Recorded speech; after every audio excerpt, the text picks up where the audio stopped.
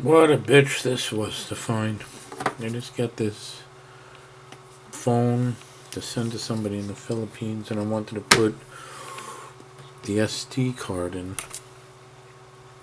right here. What you have in here, this is what's inside for the dual SIM cards. You can put in they know how to do that over there. This is America, we don't do dual SIMs. Anyway, where to put this stupid little thing, driving me crazy until I saw a video and the guy just pointed with his finger on the side here. Right here on the side.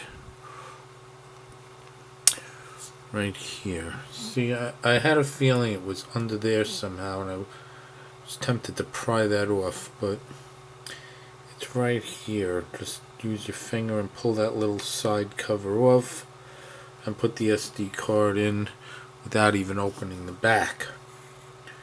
So there you go.